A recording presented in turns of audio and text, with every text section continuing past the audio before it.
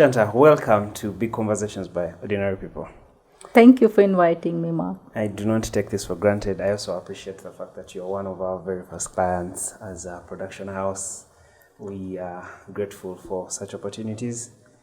Also, Moses speaks very fond of you, and your relationship with him matters to us. So, yes, with such things, and also the one time I got to meet you, I saw some of the good work you were doing, so I took an interest in you. So again, thank you for coming to the podcast. Thank you for inviting me, and I'm really inspired also by what you do, Mark. Yeah. What Moses done for us, and what you have done for us by capturing the moments with whatever work we do, it means a lot to me as well. Sure. And we believe in empowering the youngsters these days. So it's just amazing to meet fellow same thinkers also. That's great. Yeah. Now, we'll just start by you telling us about the Appa Foundation. Yes. And what we should know about it. Appa Foundation is a philanthropy, or as a layman's word, what we use, NGO, which was established in 2017. Yeah. Through a very rough patch I went through. Mentally I was not so well, because women go through menopause, and that's a very difficult time. It varies for every woman. Mine was really tough, and I wouldn't say, because I know so many women go through that as well. Some have even worse than what I went through. But looking back today, it was just for me. It was my guru's intervention. I'm a very spiritual person. My guru happened to be in Uganda at that time, and as a protocol, saints in our religious sect don't meet women, but we can always pray, and we believe he hears our prayers. So he was in Uganda at that time, and I think I prayed at that time to ask him, because of all the things I was going through, to ask him what the purpose of my life was. My children had grown up, very beautiful children. I wouldn't have asked for any better gift than them. Both of them are well settled. They have flown away from our nest. Yeah. And I had more free time. So I needed my creativity, or my ability to do something to make a change around me. So I think my guru heard my prayers, and one thing led to another. I met a lawyer, I met a consultant, and with no time, what I had been thinking for 12 years was taking shape in just a month. And Appa Foundation started. At that time, I thought I would just be helping a few girls with their education. 12 years back. I had that community service in my mind, that this is what I'll do in future. Okay. But I was in a different country, Uganda, and I have a different skin, although I would call myself a Ugandan, right? Because you're Ugandan, right? I am a Ugandan, yes. Right. But of course, wherever I go in communities, they see me as a foreigner because of my skin, right? Yeah. So it's hard to explain that I'm one of you. Okay. So, yes, I wanted to make a difference, and 12 years dream, everybody around me told me, this is a different country, what will happen about your security when you go to slums, up country villages, people think about you as a different person. But when you have not tried something, you can't say I failed doing it. So I would rather try and fail rather than just sitting at home thinking that I wish I would have done something. So right now the foundation is to give back to the girls? It's not about just girls. Right. That's where I'm going now. Because we started about empowering some girls, but right now we are doing all humanitarian activities. And if you think about it, we started with health camps, nutrition, education support. Right now as I talk, we are doing even borewells in the communities.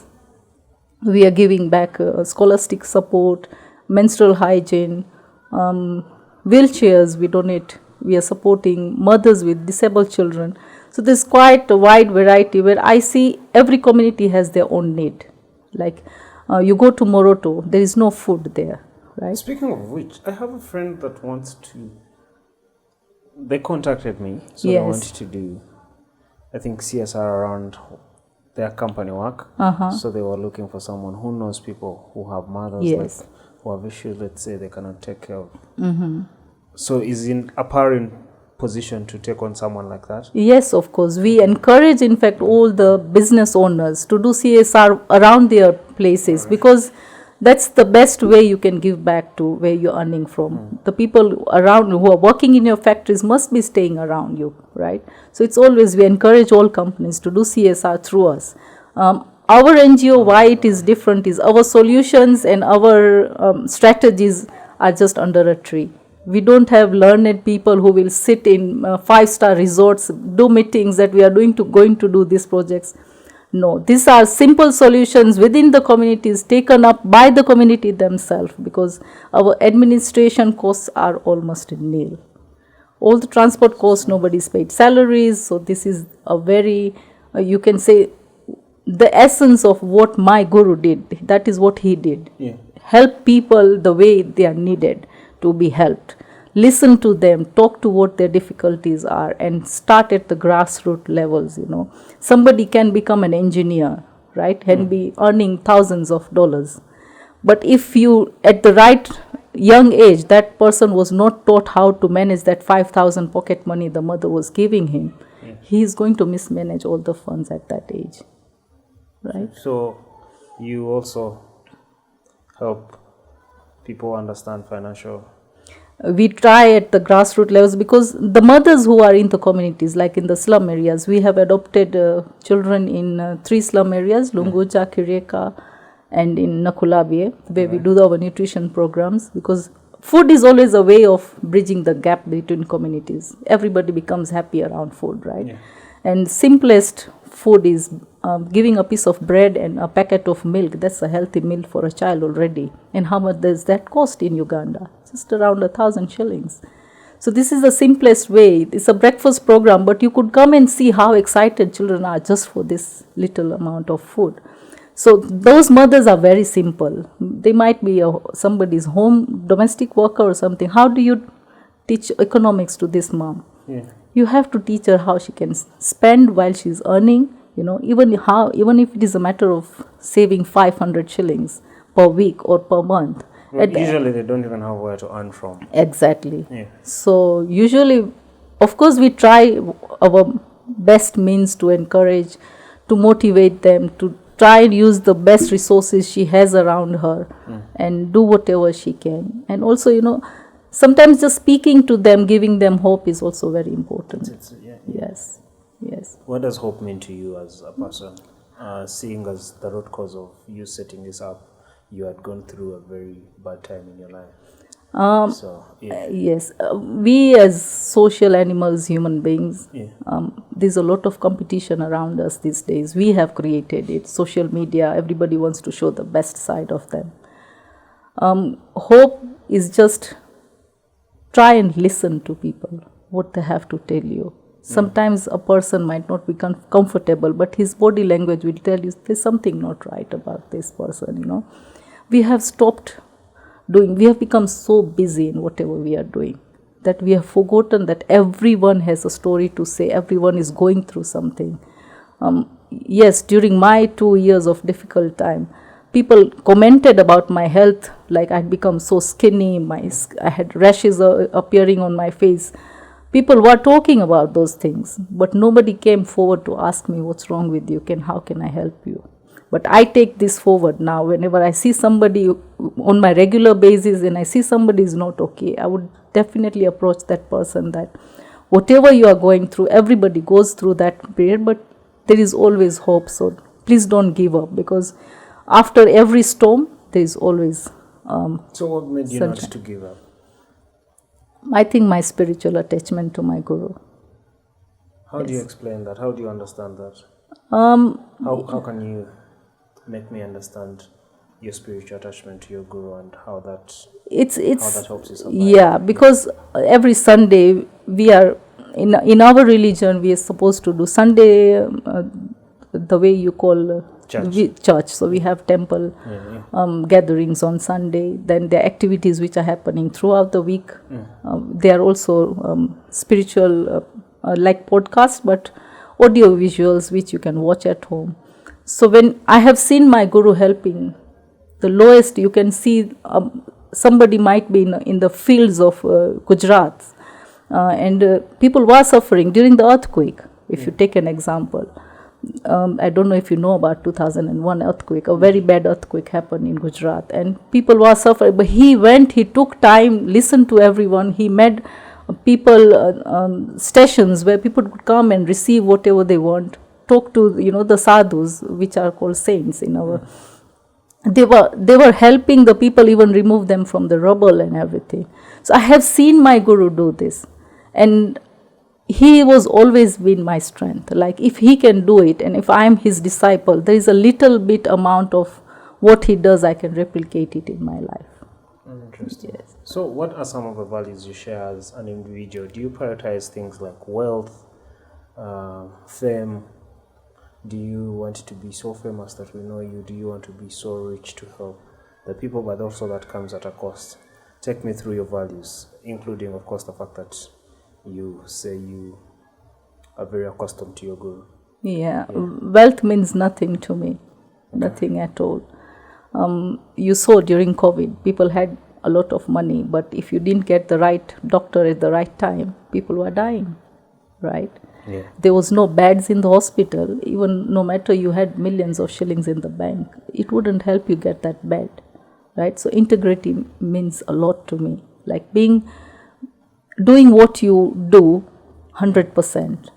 If I'm helping somebody, not 20 here, 20 there, 20 there. I rather help that person get back on the feet 100%, and then I know that this person is doing well. So that means a lot to me. In my foundation, we don't target millions of dollars or millions of shillings. Even if you have 10,000, you give me 10,000 today, I know that 10,000, you would have used it for your own luxury. You have earned it and it's rightfully yours. But you decide to give me that 10,000. I have to justify that, because I don't know how you struggle to get that. So that's how we justify in our foundation. Every donor who has given us 1,000 or 500 shillings, it has to be justified to where it goes, because the person who has given you has really worked hard for that money. How are you making sure of the transparency? And anybody can walk in, ask us, because as per each project, if the donor comes and tell us, I have X amount of money and I want to use it on nutrition. So if it is more than the project itself, like if it costs me 250,000 to feed 200 children, I would say, sir, I need only this amount. It's up to him to tell me, okay, leave the rest of it and use it somewhere else. But if not, let him decide what he wants to give me, not me to ask him how much I need. I don't know if that makes sense. Yeah, totally. Yeah. Also, in terms of people, there's a general feeling, I almost brought this up when we were starting the podcast, of how now people genuinely feel about philanthropy, and how it's mostly about for, usually someone is paying back to like some guilt from history Yes. they are suffering from. So they decide to say, let me help people, but to my advantage. Yeah. So we have seen a lot of this come up. Yes. And we are now seeing how people in general perceive philanthropy from like big people trying to donate. How does that make you feel? Yeah. Society acceptance. Now, don't you feel like people think most of what you're doing is to your advantage? I have never used it for my advantage. I don't know if I might have done it mistakenly. I'm not sure. But as I tell you, we never had an agenda about helping people. Okay. Religious, political, or whatever means. I have never gone to a community and told them, look, I have given you food, so I expect you to come and clean my garden tomorrow. No, that there has never been an attachment. This is because of our Hindu values as well. Because in our Hindu calendar, there are certain days where you have to, like, even I think same in Islam, same in Christianity. During Easter, you are asked to, there's a day where you are supposed to donate to the poor. Same in Islam during Ramadan, they believe in that. Hindu has the same. I think all religions have that. Yeah. So for us, different people have different perspectives again. If they attach something to get in return by doing what they are doing, it's their values, but that's not our value at all. Like, you help where people are, of course, yes, we choose leaders who are willing to help us to help them, communities. That's how we get our volunteer base, and we have amazing people who really care for their communities, and that's how we get our volunteers. Yeah. So, for you as a person, how have you managed to gain such a heavy social network for yourself over time that is supporting and volunteering with the Appa Foundation? Support, I have mostly got it because of, as I told you, truthfulness, transparency. We, as Indians, we are very close-knitted community. So when one sees that I did this, they will spread the word around and they say, oh, you know, she's doing this, can we join hands? So one after I have never done a fundraiser, to tell you the truth. Never done a fundraiser. But still all our activities are happening. And I think that is, because I believe it's not my work. I am just a messenger. The God is the giver. And if he wants to do a certain thing, to be reached out to certain place, he'll send me the right people, the right amount of money, and that's how we go on. What's your working style? My working style is think about tomorrow, not further than that. So, you believe that, do you believe that you could die today? Yes, any moment. But then you have to think about tomorrow. You think about it, yes. Of course, as a human being, has the brain is like that. You'll always think about what to do next minute. You plan yourself, yes. But if I'm supposed to die today, I'm happy. I'm happy because I'm doing what I love. And I don't see myself doing anything else apart from that. Would you say you're ready to die? Yes. Yes. If I have to close my eyes, if my time has come, and I will be going to a better place than this world, isn't it? You believe in that? Yes. When you die, you'll be going to a better place? Yes. What makes you believe in that? Again, my spiritual roots. Okay. That's very interesting. Why should you be afraid to die when we are all going to die? Are you all going to stay forever? Because usually people think there's life after death. There's a life to continue after that. We believe we are not life after death, but we believe in serving the Lord in eternity. Akshardham is our goal. Akshardham is the heavenly board we call where our Bhagwan Swaminarayan stays. So once you die and you did the right thing on the earth, what you're supposed to do, you will be in His service. So why are you scared of meeting the Almighty?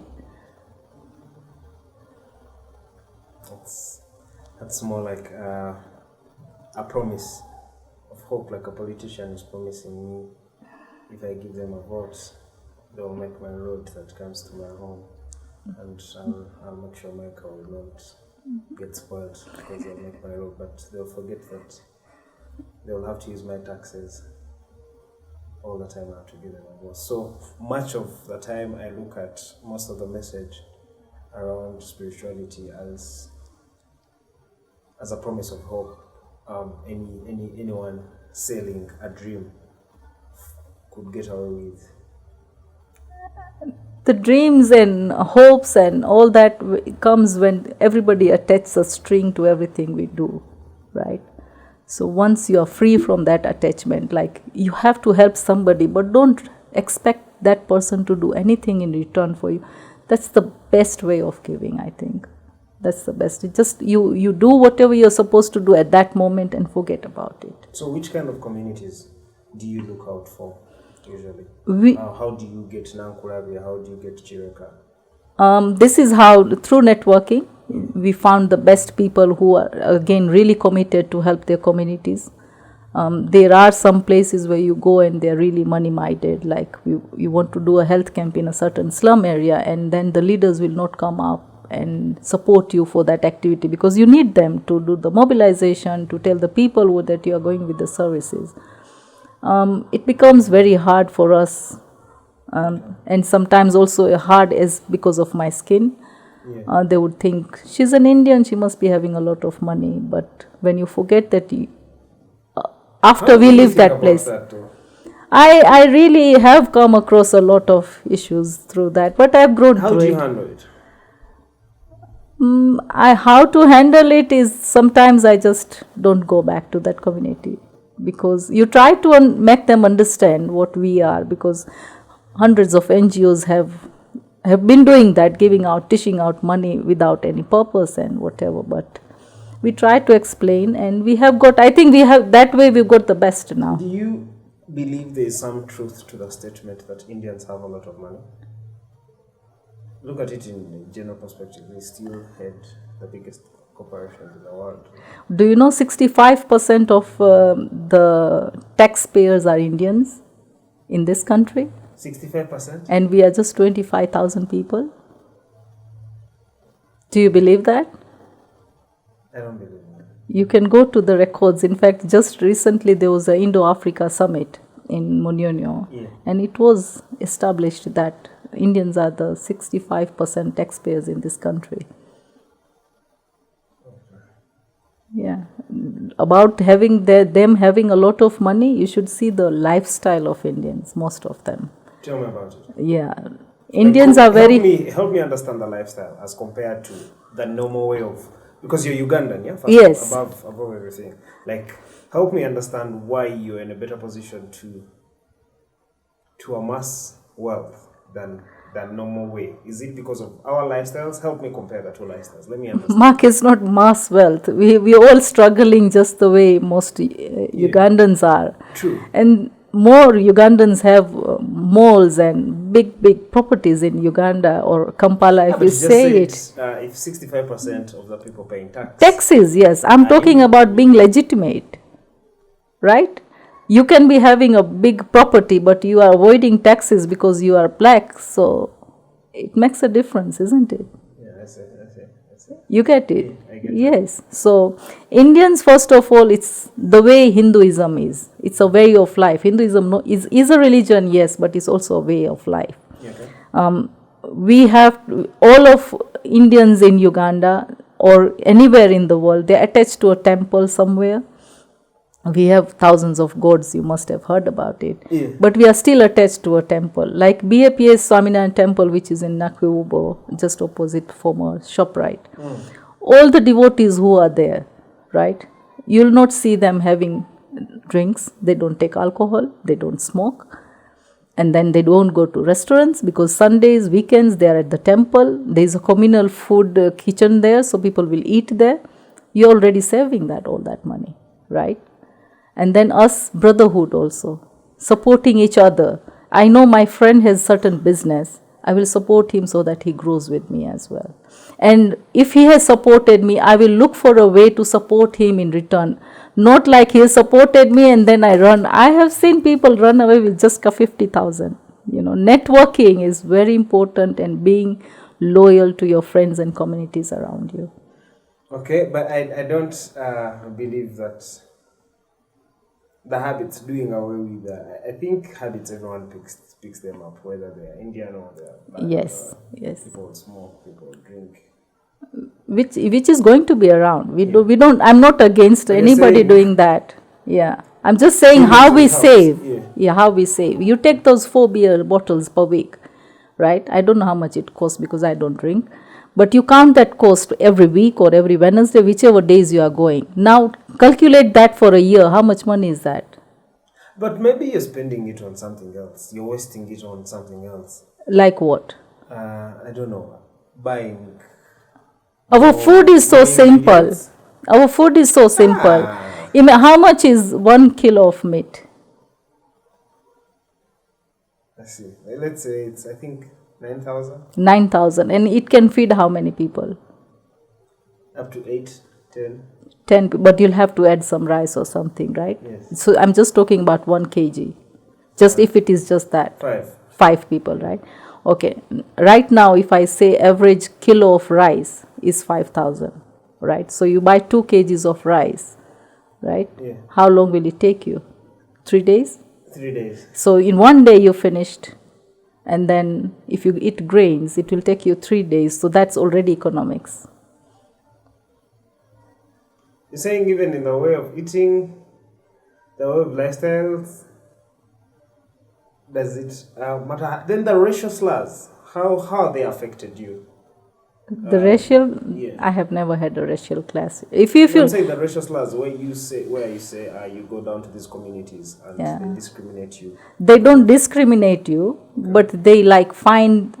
I have never come across. Ugandans are very lovely people. It's just about of putting the right explanation towards them why you are there, what you intend to do there. Because when people don't believe, why you go every Sunday to feed their children, yeah.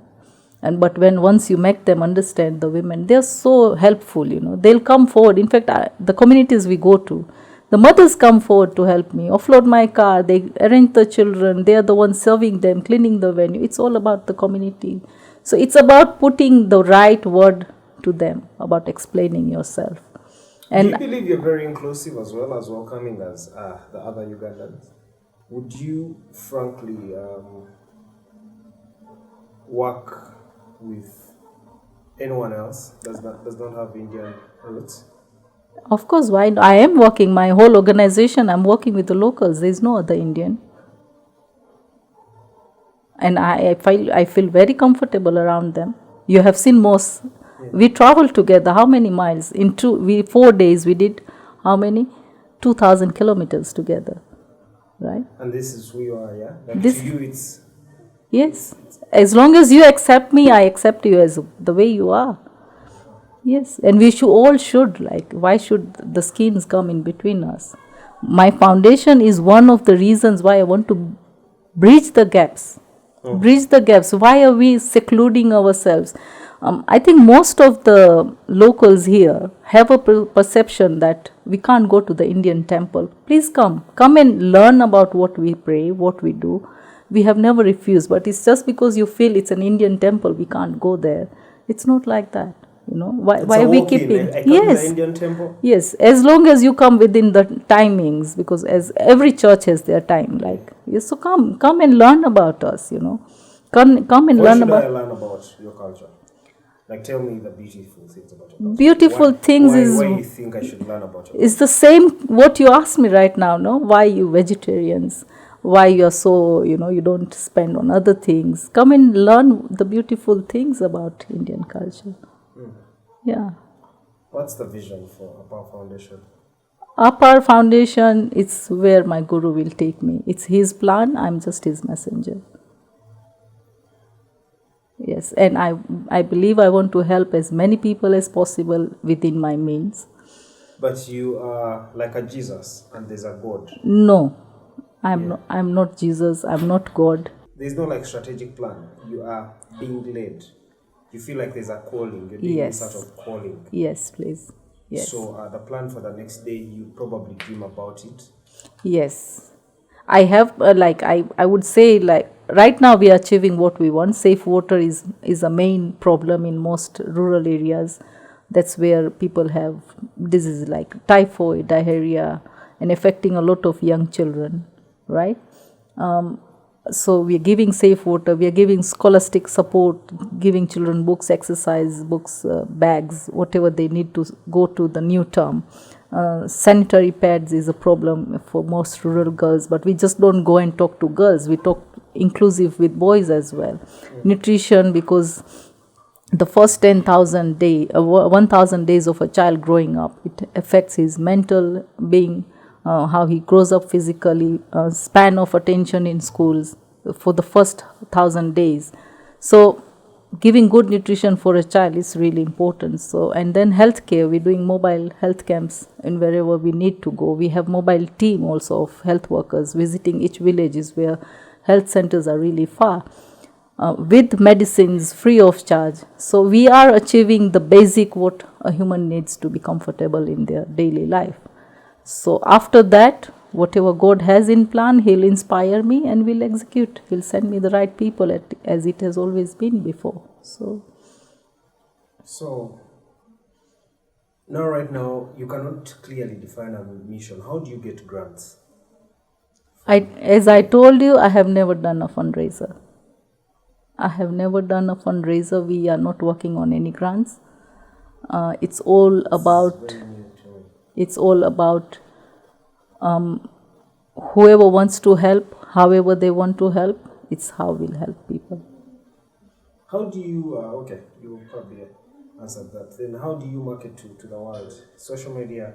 That people see your Yes. work. Yeah, I think social media has been our very important venue to highlight our stories, because that's where I write a lot about what we do. And yes, strangers have approached me and asked me what I do, and I'm always there to explain to them what I do. And it has never been, sometimes when you sit down and write proposals, you have to think about what will I write, what will I say. But this is what I do every day. It's just right at the back of my head. So it's very easy for me to just come and explain to you what we do. And I don't see myself growing so big that I'll be delegating my work. I want to be with the people, listen to the people, be with them. I want to see that first smile of a child when you give them a packet of milk or a new pair of toy or whatever I'm giving. I want to experience that always, always.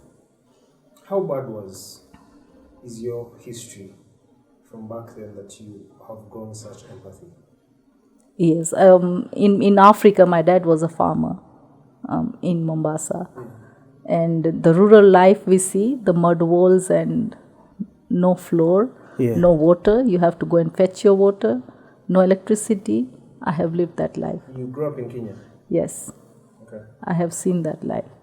I'm not complaining about it, but that is what has made me what I am today. It reminds you of... Yes. We used to walk miles and miles to go to school. There were no raincoats those days, so when you reach the school, your books are drenched, you are drenched, you are crossing the ferry, walking again to school. Do you feel like our generation is to one advantage? Yes, they are. I think they will never understand the hardships. But we're also experiencing our own hardships, yeah?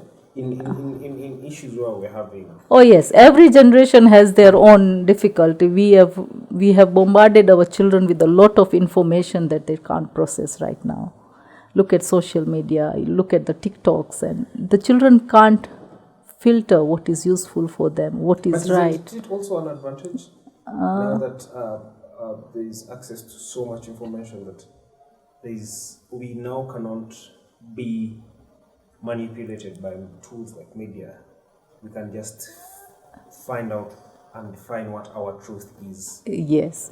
In this world. Yeah, everything has its pros and cons. Yeah, but for younger children, it can be a big disadvantage, because there's a lot of information around them, and we have not taught our children what is right, what is wrong. How have you raised your children? You said your children had left you already, right?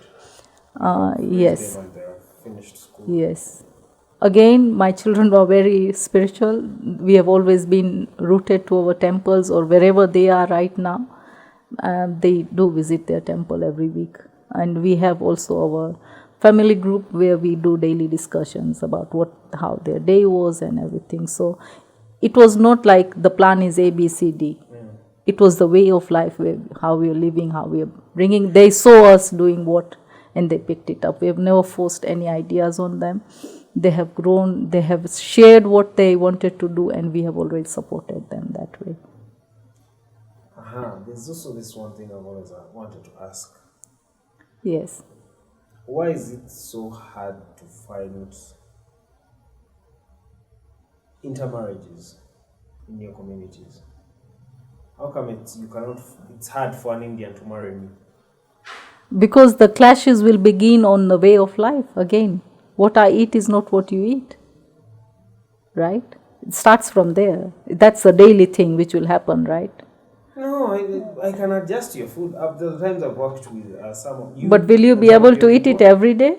Maybe. No. Maybe. There you go. Maybe. Can't you adjust to my food? Maybe we can have different foods in the home. Yeah. But there's some of the food I can eat every day. Yes. But it has, like again I told you, Indians are very close-knitted. You find intermarriages in UK or other countries, the first world countries, whatever you say, but it has not come here until, because we have always been so touched and engaged in our roots, and that's how we are. So it's not about not accepting. I don't know if there's a difference. Okay, I Yeah. think it's not accepting. No. It's Because if you're saying food, like we can adjust, like, I mean, partners and relationships. Yeah. That's how they work, yeah? Sacrifices. Like, there are things they we do work. if we are in a kind of Okay, tell me one thing. Yeah. Even in Uganda, you have different ethnic groups, right?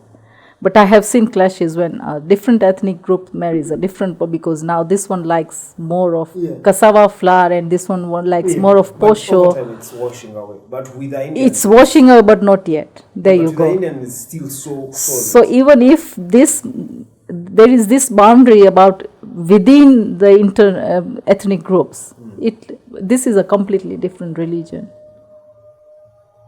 So if you are prepared to adjust, I don't think, I have seen, I went to Morocco and saw Indian man married a Karamojong. If they are comfortable, who am I to judge them? It's fine. But yes, we always prefer to have the same values, to keep rooted to our religion. You know, everybody is brought up in a different way, but modernity is coming, and who knows, 10 years down the line, things will be different, which is still acceptable. It's up to an individual to accept what he wants, what he doesn't want. So, being someone rooted in your roots, Yeah. and you carry your values of Hinduism, Yes.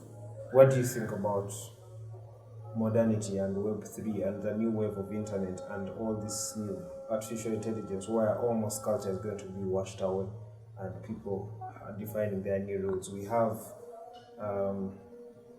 we have all these new activism coming up on very many things, sexuality. Yes. Yeah. I wouldn't go discussing, because it's a wide topic. Yeah. But I ask you, as your grandmother, as you, whatever culture, whatever ethnic group you come from, right? You have very strong cultural values. Like when a child is born, there's a naming ceremony, right? When somebody dies, you have your own rituals, right? But what your grandmother was doing, or your grandfather was doing during that time in the family, we have moved to cities now, so we have compromised on some values. We are carrying forward some values, right? Rich culture, African culture is so rich, and it's so much similar to Indian culture, you wouldn't believe it. Us, the same thing. The first food you are giving the child is a ceremony in African. We have the same. We are becoming so modernized that we are forgetting our roots. And do you think they are necessary? Do you think we should really? Is there any value to our roots when you see through it? I think we shouldn't be everyone should be proud of where you come from. If you are not taking 100%, at least take 60%, so that your children will know where you come from. And our cultural, if we forget about our culture, African or Indian culture, what's the future of your community living, or your whatever? In Morocco, we have the ethnic group called Tibet tribe. Yeah. Very rich, but the language is dying down. You see, the elders only speak that pure language now. So why do you want our African, Indian cultures to die down? We want them to be carried on, and our children should be proud. Wherever you come from, if you are not proud, you'll not preserve it. So be proud of who you are, wherever you go. So, in terms of culture, my question on the history is, it's one thing to be proud. Yes. We'd love to be proud. But now, like, I would want to marry an Indian girl. Yes.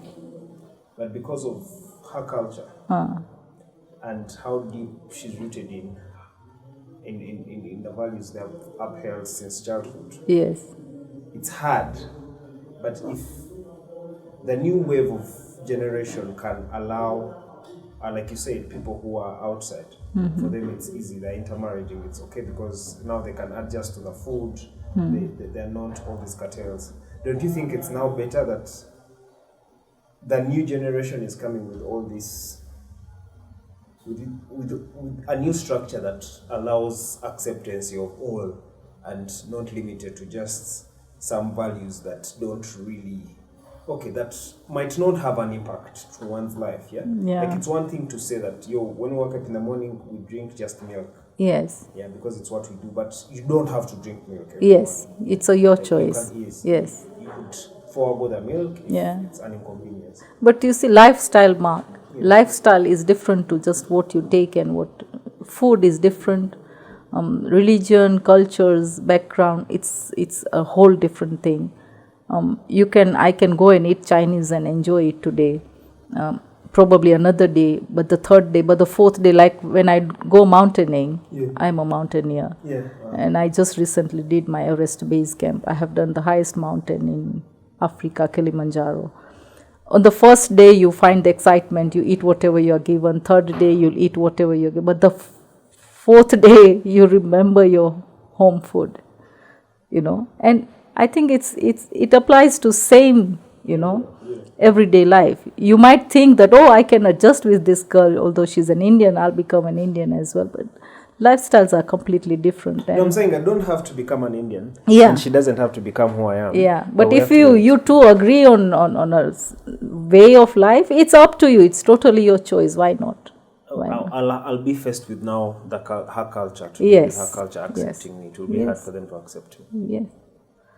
Usually. And we are so family knitted. Like, we are so, we live with our children until they are 25, 26, or even after marriage. I lived with my in-laws for another 10 years. And I accept them as my parents and do what they tell me to do because it's their house now. I have come to their house. Today's generation, is that tolerant? No. They are not tolerant at all, you see. So, do you also feel like that goes into the community parenting? That it was easier to raise children then than now? I think it was more easier because grandparents would give some values of religious, cultural to the children. These days we just give them the smartphones, right? Yeah. So we are not passing from... They're creating content. Are they coming richest people with money? Or look at Indians right now, first of all, head almost every big organization, Twitter, Google, Facebook, everywhere. Prime Minister of UK. Don't forget that. Exactly. There's all that. So, do you feel good about that? Of course I feel proud. I feel proud because feel finally India is somewhere. You can say people are saying Indians can do something. That way I'm very proud. People still say back in India, it's where the most poverty is. Yeah. Now because of maybe the numbers. Because of the number and poverty and richness and is there to stay. Always the bad and the good complement each other. So the rich, if everybody was rich, then who will work for you at your home? Right? And if everybody was poor, who will create jobs? So it has to complement. As someone who's spiritual, do you believe in that? Yes. Yes. That some people are supposed to be poor. Not supposed to be poor. Are meant to be poor. Not meant to be poor. As a poor. It's just a level of where you are. It's not, you shouldn't tag them as poor or peasants or no. Okay. They are very hardworking people. Everybody is rich by heart there. So you couldn't.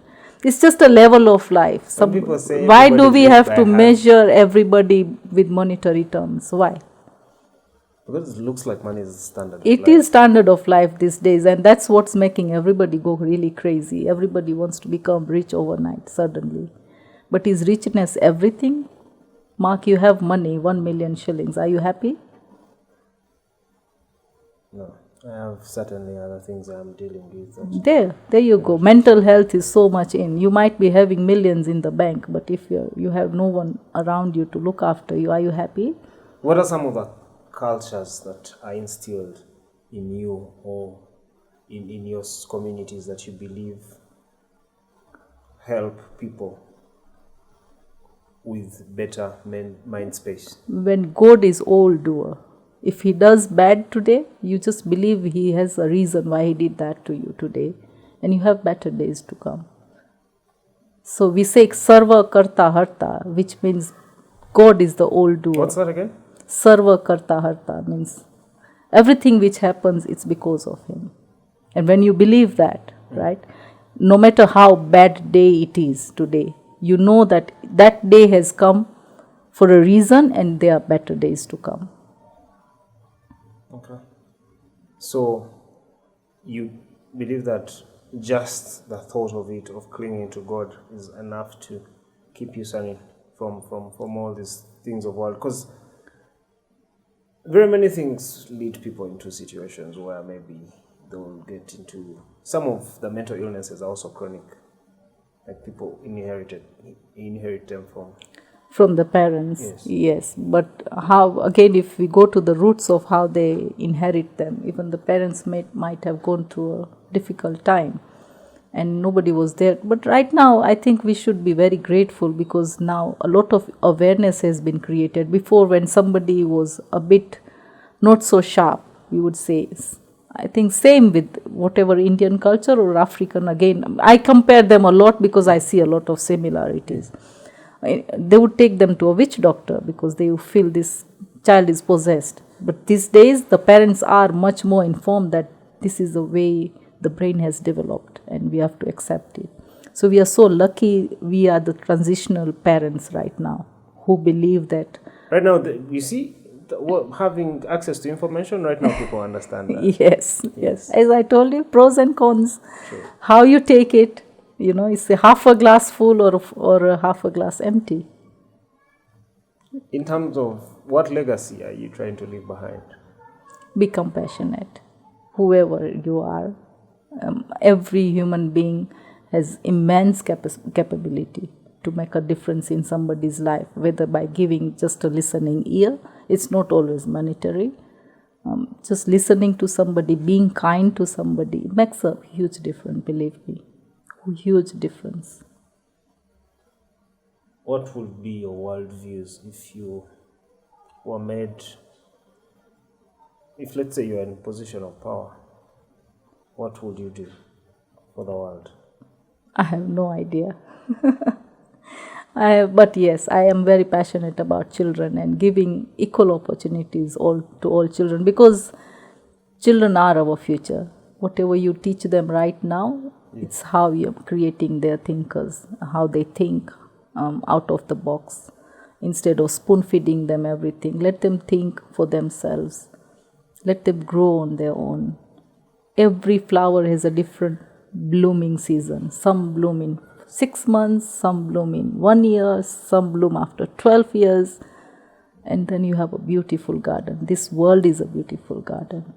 Is this the same advice you'd give as a grandparent to someone raising their children in the current Yes, of course. generation? If it applies to them, who am I to dictate somebody to do what? It's their choice. But yes, if you take things positively instead of thinking always negative. I say, oh, Mark, he's not dressed smartly, this, that. But I might say, Mark is a very clever person, and how I can help myself or, compliment him to do my work. It gives more power to that person rather than me commenting how it looks, how he speaks. He might not be speaking so fluent English, but he still has a command of another language which I might not know, right? Yeah. So thinking, seeing positive in everything you do, it's really important. It uplifts everybody, I think. Everybody has their own superpower. Do you believe parenting is a gift? It is. Like, It is. it's not for everyone? No, it is for everyone.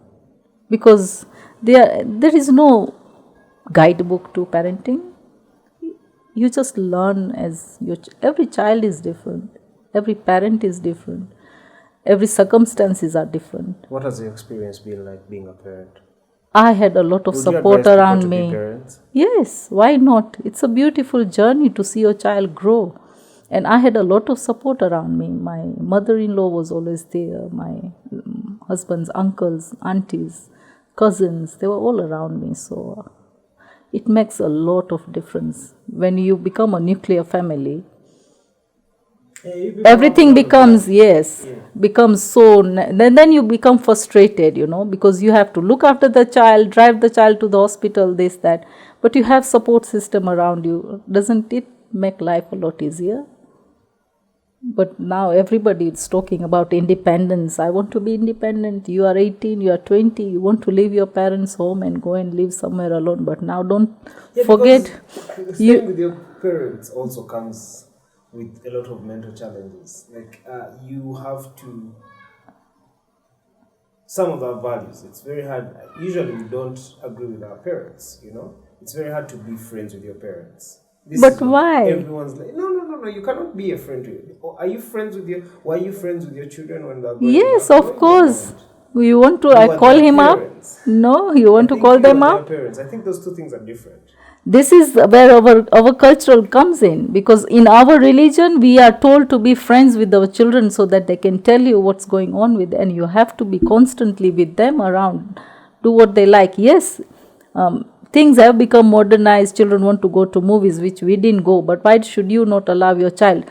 If you stop your child at a young age, if he's telling you what he did something wrong, and you start scolding that child instead of listening to the child will grow up and never tell you any problems that child has. Yeah, and this is why children always feel the need to go out from home.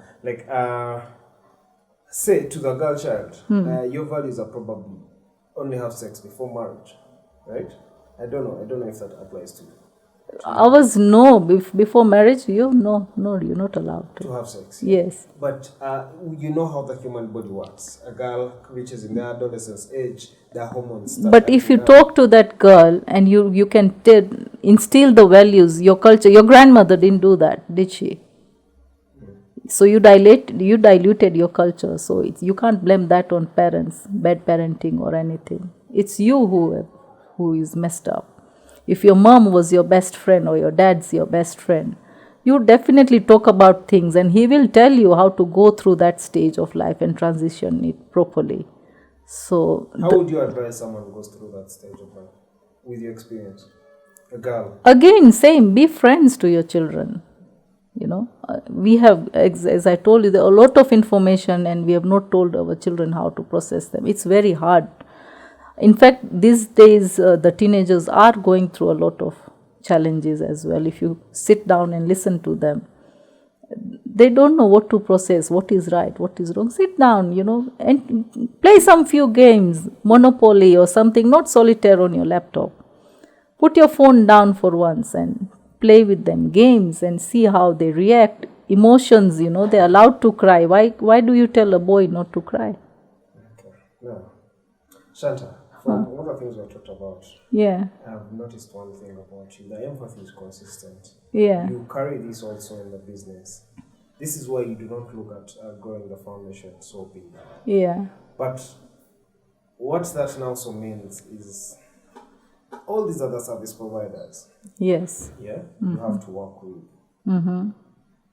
Have to find you at that level of empathy. They have to buy into your vision. Yeah. Yeah. Now, say for example, I have to go. You need to create a video of some of the work you're doing. Yes. In Moroto. Uh-huh. Don't you think the fact that you have failed to make this a business? Okay, no, not like a business. To have structures. Mm-hmm. Yeah. Mm-hmm. Don't you think then there you will have to always have to compromise with service providers to understand, I am doing this for a good will, for a good cause, so it has to come to compromise rather than price of business. Doesn't this affect your business relationships? This is a challenge now, Mark. Yeah. If my NGO was a business, I would be earning millions right now. I'm saying, don't you think you need to transit to that, to now earn millions of millions to support all this, because you need these services? No way. No way. If you are doing humanitarian work, do it with the right purpose. Keep business aside, keep the servicing up aside. Don't mix the two. If you are helping somebody, help that person, not with the intention of making money from that money. Remember, I told you in the beginning, if somebody has given you that 10,000, make justice by using that money to give to the rightful person. That's not a way of, if I want to earn money, I have many ways I can earn money. I should start a business somewhere, which I am capable of, but I don't want to. I always keep these things different. And they have to be different. They have to be. NGO is not a way of earning money. Okay. That's very, very convincing. Yes. When you say it like that. Of course, that's my opinion. I don't force that opinion to anybody. But you believe that NGOs I believe in that. Why people earn money? Yes. They should be for a purpose. Yes, and that's what my guru has done as well. You see BAPS charities, they do that 100%. Give back, It's always, don't think about earning that money. Yeah. So, starting, how do you get the financial capacity to? My husband is my greatest supporter. He is the one who has believed in what I do. He has given me the freedom, like I travel miles and miles at a time, and I have no support around me. It's just like, as I told you, it's maybe my driver, one of the volunteers, and I travel. Wherever I'm going, like if I go Bunyagabu district, there's no accommodation around until I go to Fort Portal or in Kasese. So again, I have to look for lodging and all that, right? Yeah. So I don't have Indians supporting me there. It's me, myself, and my support group around me. But he believes. He totally believes, trust me, what I'm doing, and he's my greatest support. He gives me my allowance for the travel, for wherever I stay, my food, because I wouldn't eat local food. I have restrictions in my vegetarian food, and we don't also eat onion and garlic. So he gives me all that. And that's how him believing in what I do in the right way, supporting me, is the greatest, I think he is my biggest pillar right now. Because I have not seen, to tell you the truth, any Indian woman being allowed so much freedom like that. Speaking of that, yeah. What do you think about that? Because that's true, as you say. Usually, you don't see Indian women get freedom from their relationship. It's not like freedom as in that context, like the husband is not allowing them, or of course there is also a security factor in this country. Where it's not an issue, but we take it as an issue. If you go out, if you are confident enough, I've always got support a lot. Went to Ruwenzori trekking, and the only people you track with is the porters and the ranger. Yeah, so it's up to you how confident you are, but to give that push, for him to tell me, I don't like mountaineering. You like it, just go. And don't be scared. Wherever you are stuck, and even if you don't go to the summit, it's fine. Wherever you reach, come back. He's always there for me, always motivating me. Do you believe in marriages and companionship? Do you believe that people are supposed to be together, like the Bible says? Yes. Marriages are made in heaven. You believe in heaven? Maybe heaven, I don't know if they are really made in heaven, but I have found the right person, so I can't say about others. But you believe in heaven? Yes, we do. Akshardham, as I told you. Yes, there is Akshardham. Akshardham is the same as heaven in that context. Yes, right? Yes. What are some of the most popular myths you would want to unchange about Indians? It's wrong to call you Indian, right? Yes.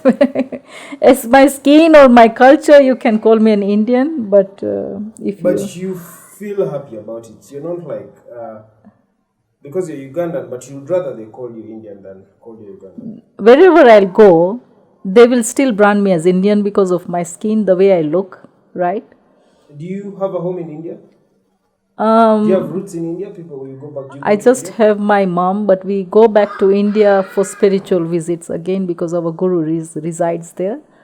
We have a lot of religious sites we can go and do our spiritual things there. My mom's there, yes. But to stay there more than 2 weeks, I don't see because my children are brought up like that. Okay. So more than 2 weeks, they say, Mom, let's go back home. This is home for us. Yes. So the question was popular myth you've heard about Indians you'd want to correct. In your experience growing up, things you think people think. Yeah, the thing about that, Indians have a lot of money. We all struggle to get that money. So Simple. Do you believe Indians are way smarter than smarter? No. like intelligent quotient IQ? I think Indians just they're comfortable in whatever situation they are, and we always think out of the box, right? If you have 5,000, you'll just think about how make best use of that 5K. It's in our culture, it's how we are brought up, and differentiate about what I want and what I need. Yeah? And that's how it has been. We have seen our parents do it, that's how we do it, and I don't know if my children will pick it up, but I expect them, or they will learn early from that. And that's how we are being brought up, so. Okay. Yeah. All the times I've done, I bought something in town. I'd rather buy something from an Indian than from anyone else because I'll be sure there'll be some truth to it. Maybe some values, at least that it's carrying. I don't know, maybe even the pricing. Yeah. Yeah? I'll still feel like, I'm not cheated. It's not far away from the actual price. And that's the reputation I carry business-wise. Thank you for giving us that reputation. I feel like also this is why you pay 65% of the taxes. But also because you make the most money. So not make most money, no. I think we have just learned how to make our money grow than putting it in the bank or using it up in weddings, lavish betting. Yeah, by the way, in India, you don't see the betting service. One of the ministers talked during the Indo-Africa services in summit. There are no betting services in India? No. But how come? No, they're owned by Indians, because that's the...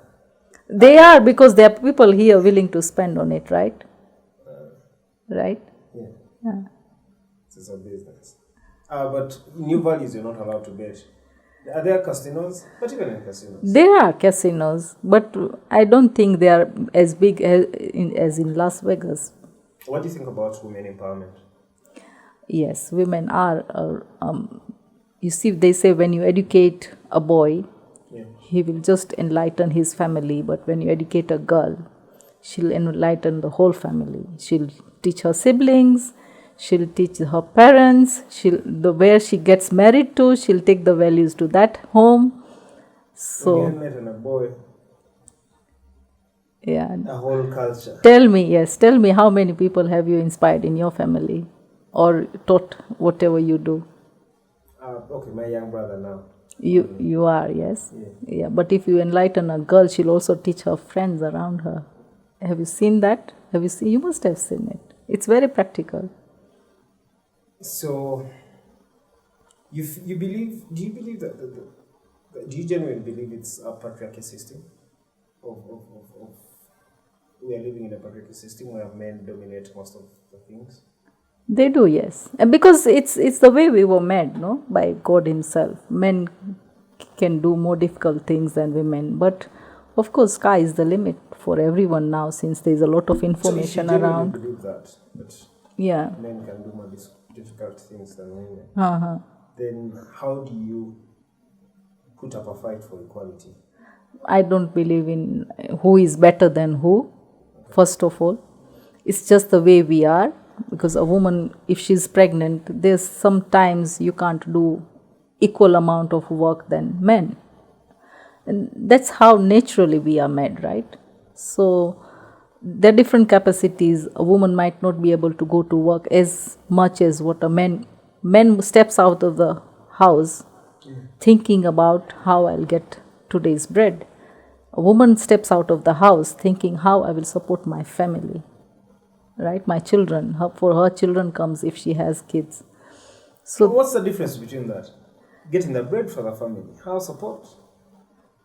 we all literally the same thing. Man gets out thinking. Yeah, it's all the same thing, but men might be more aggressive, though these days even women are aggressive. That's what I'm saying. Now everything is catching up. So there is nothing about gender imbalance like what a woman cannot do, a man cannot do. But it takes like different levels of thinking. For a man, a woman can do multitasking, most men can do as well these days, but there's always limitation, and this is natural. And I don't know if you've read the book about men who are in Mars and women who are in Venus. They come from Venus. They are completely different planets. A man his me time will be sitting on a couch and watching TV, while a woman's me time will be playing with the children or cooking or something, So the difference is not about who can do that. We agree on something. Yeah. The myth of, how the people say that women are supposed to be in the kitchen and cook, that's what they're supposed to do. You do not have a problem with that because you just said that could be a woman's me time. Yes. A woman is designed like that. Yes. But greatest chefs in this world are who? Men. Then, so it's the same thing, It's about how you look at what you want to do. Yeah, I totally agree with Yes. that. So, apart from issues, of course, there were in some cultures where, of course, it's bad. Girls are traded off as for parents to make money. They'll give their girl child to a man and they marry them off. And when you get married, of course, you get pregnant. Mm-hmm. So some bit of your life will slow down. Exactly, it will slow down. Yeah. But I think the more we make opportunities available for the girls, that's why I told you, whenever we do menstrual hygiene talks to schools, we don't differentiate girls and boys. Have their sisters, they have their mothers going through the same thing. Why should they not know? And biology, we are teaching to the same children, right, in one class. So why should we differentiate? And when we give out pads to the girls, we give out books and pens and mathematical sets for the boys as well.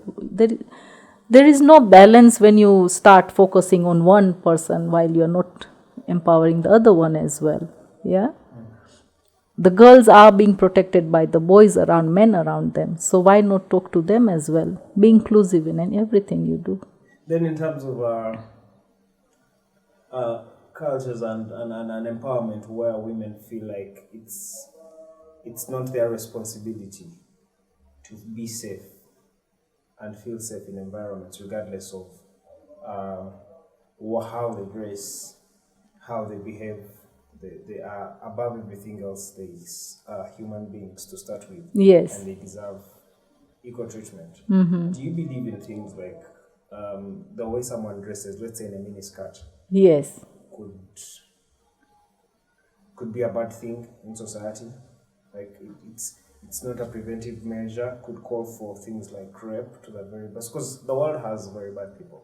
The people who really do bad things. Yes. The thieves. Yes. Steal, whether you shout, do not steal or not, there's someone who's going to steal.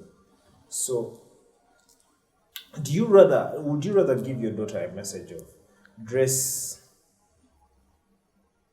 decently? Mm-hmm. There is a limited chance that you will not be assaulted. Mm. Or would you rather they're empowered enough to dress how they want, because women have to be empowered to behave like the boy child in a male-dominated society? There's a lot of difference about the way you dress, the way you think, what you do, and thinking can be compared. Why can a man be a pilot and a woman can't be? Why can a man be an engineer and a woman can't be an engineer? That's thinking level, intellectual levels. Way of dressing, it's all our fault. We have brought a lot of westernization in our cultures. But tell me how your mother, your sisters, they used to dress back days. They had just a back cloth. That's the thing. Or you're putting a lasso and you're covering yourself decently, right? So we have brought the modern culture with our way of living, because if I came with a sari today, you would start again thinking that maybe I'm backward, I don't know anything about modern. So we are trying to fit in each other's societies. And so let's not dictate, but of course, again, talking to our children what is right for them, telling them why this is not. You buy a phone, your iPhone. I don't know how much it costs these days, thousands of dollars or whatever. But you'll still go and buy a cover for that phone, right? To protect it. To protect it. So talk to your child like that. That's genius, Shanta. Right? Yeah? Again, that's the other reason I was really excited to have you on the podcast. I feel Yes. like people listen to you as a grandparent. Do I sound like a grandmother? You're too cool. You're ventured into the modern world. So Yeah. No, thank you so much. Someday I want to come and inspire women how they can do trekking, solo trekking, mountaineering. Women have reached Mount Everest at the summit, and why can't your experience with Mount Everest? Mount Everest, I went to the base camp, which is just where the trekking starts for the summit. Yeah. And that's 5,300, I think 49 or something meters. My first experience was Mount Kilimanjaro. Yeah. I had no experience in climbing any hill, leave alone any mountain when I started. My friend, one of my classmates, was doing the Kilimanjaro expeditions, and I felt like I can do it, and that's the time when I'd just gone through my very difficult time. It was also for me to actually the trekking. Yes.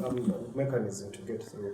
To get through it, Right. because it was very difficult, especially when you don't know what you are jumping into, what you are going to expect. Of course, there is a lot around you can research and do, but I was so at that time I was so conscious about, like, somebody will tell me it's so difficult, and my idea would drop, like, no, I don't want to do it.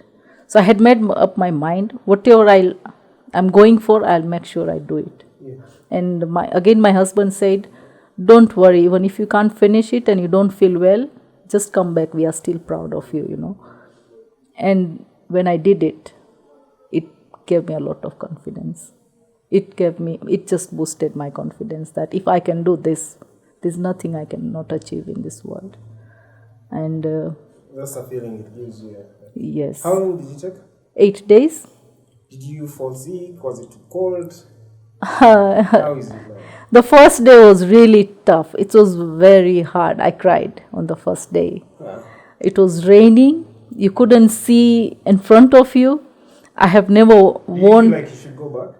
Yes. That night I really cried. When we started trekking, they usually weigh their bags. The porter weighs your bag, which is you are taking up the hill. So probably the zip was not so close tight. So it was raining heavily, and the porters usually move ahead of you and you walk on your own pace. It was raining, you can't see, and actually I was the last one to reach our camp because I was walking really slowly. It was my first time walking with the bag, the raincoats, big boots, the rainproof trousers, so many clothes on you, and you have to walk for like 6 to 8 hours. Right? And when I reached my camp, those tall grass, I couldn't see anything around me. There are no lights. And you're told, this is your tent. That's where you have to sleep. That's your dinner tent. And that's the way you have to go and ease yourself. There's also a tent about that. And when I opened my bag, everything was wet inside. Wet, like soaked. And I cried. Yes, I cried, and I told my guide, can I go back? Please, I don't want to live like this. And he said, Mama, tomorrow is going to be a better day.